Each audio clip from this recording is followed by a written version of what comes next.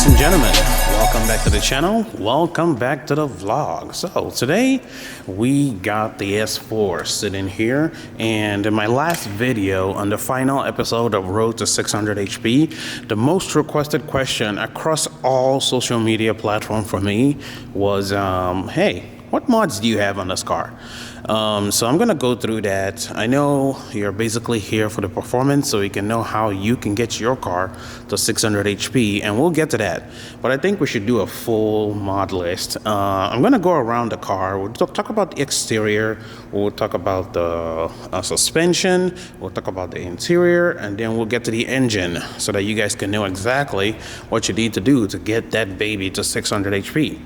Now, this is the exterior of the car. As you can see, it's got the livery on it. It's kind of incomplete right now, like I said in episode 4 of my Road to 600 HP.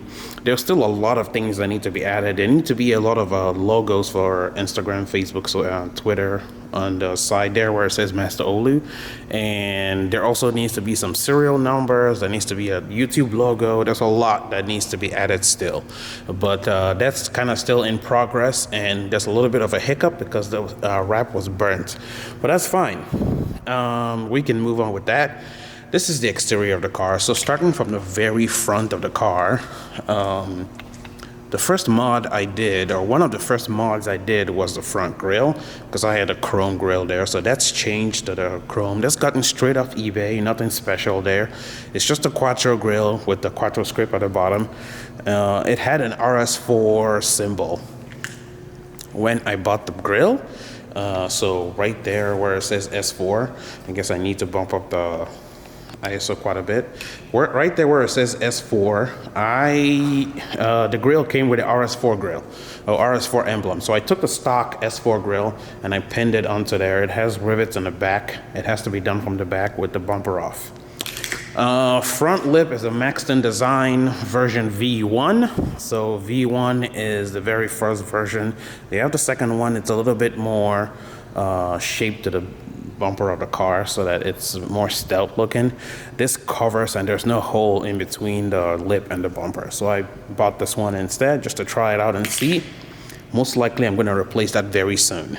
The side skirts, I'm not sure if you can quite see that because it's kind of dark in here. It's the Strafe design side skirts. They fit the B8 and the B8.5 S4. They go right under there and they bolt to the body of the car.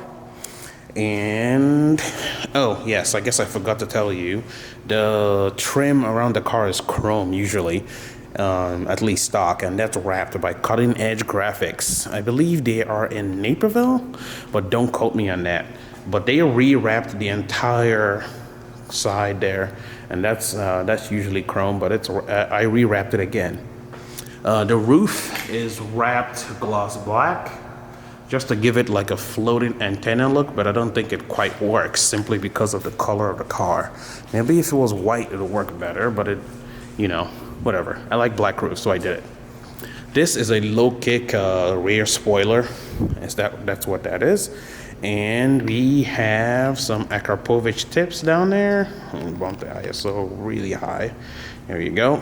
We have some Akrapovic tips down there, and the ECS Tuning carbon fiber rear diffuser. Those are 4-inch tips for the Akrapovic tips.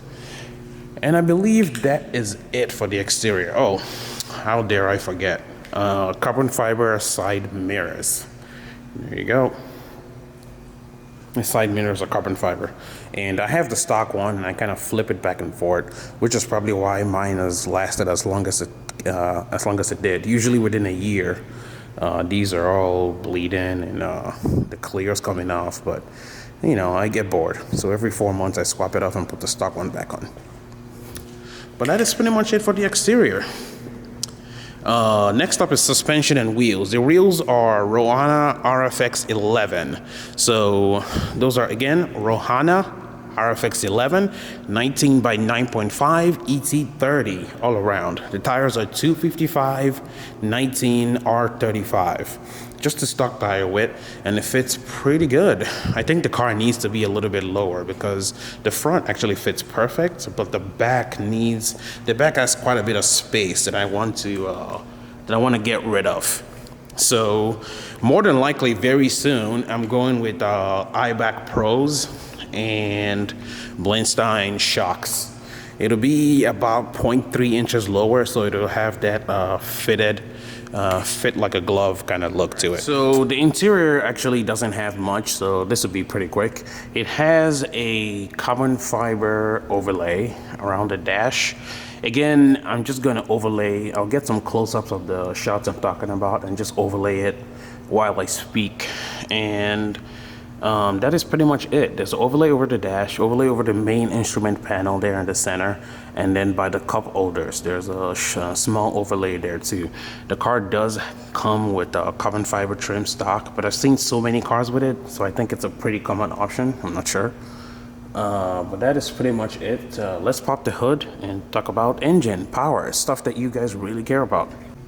All right, here we are with the engine bay. The engine bay is a pretty much quote-unquote APR kit car, and all the parts I have are all the recommended parts from APR.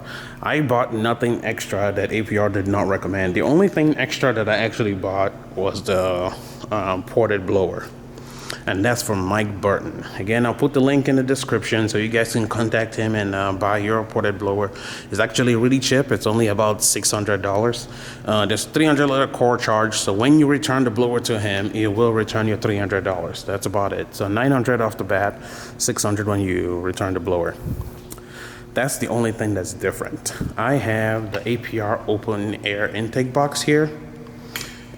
This is the open element, and you know, I gotta tell you, in order to put down those numbers on the dyno, this box is actually better than the factory air box. You know, people do the modified factory air box, but if you want to put down the numbers that you do on the street on the dyno too, you need an open intake box so that it can actually suck the air from outside. There's just not enough moving air on a dyno to dyno 480 wheel HP or 500, if that's what you're chasing, right? There's just not enough air. So you need an open box so that it can actually grab air from the top and the bottom.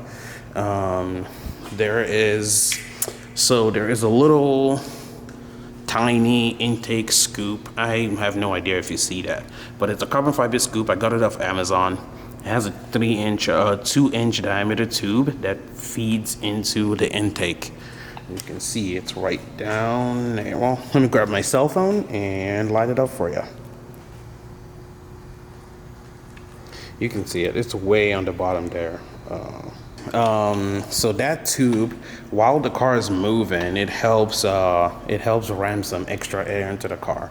Again, I couldn't tell you if that actually does anything because I didn't log before putting the tube and after. So that's just me trying to make the airbox as efficient as possible or as cold as possible. The Go tape that you see right there is a common problem with these cars. When you modify the car, the intake tube becomes a solid object that heats up, and when you're driving, that fuel line right there that's covered in gold moves around and it rubs on the intake, and over time it'll burst and it'll spray fuel everywhere. So that's kind of why that's covered in gold tape. It protects the tube from burning over time, and I think it helps the fuel stay a little bit colder, but that's not really a thing. That big giant thing right there is a fuel lit sensor so that I can see what E I have in my car and I can mix it correctly and then log from there. That's why I have that right there. It has a front pulley, obviously, a 57.5, whatever the APR Supercharger pulley size is, that's what's on there. And it has a 187 millimeter crank pulley. Again, that's just the APR thing. Again, I did not use the attach on APR one. I actually have the JHM version that replaces the entire crank, because that's a point of failure in this car, and you should probably do the same, because the stock one is already kind of bad. And if you put the big APR one on top of it, it stresses the car even more. So I highly, highly recommend that you replace the entire crank with a full replacement one. Behind the grill is the Merc Racing version 2 gloss black front mount. It's the bigger one. It's a little bit bigger than the version 1. I think I saw, according to my logs anyway, I saw like 2 to 10 degrees difference depending on the temperature outside. So it actually is a little bit better than the other one, but again, you don't need this to get 480 to 500 wheel, but that's what I used, so maybe buy that too. I don't know. Oh, and obviously my fog light grill is changed to the honeycomb one, so it actually is open, which is why I have that ram air thing. You know, the stock one is blocked. You can't do that for the stock grill. You need this grill. And I also have JHM test pipes.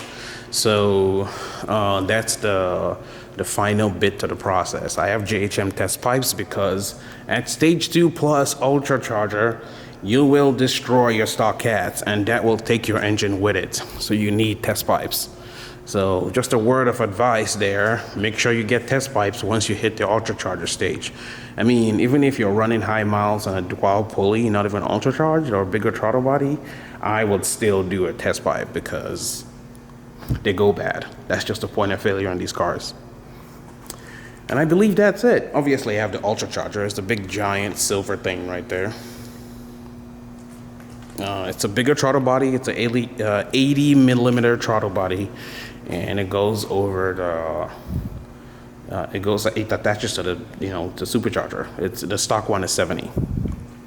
So that is it actually.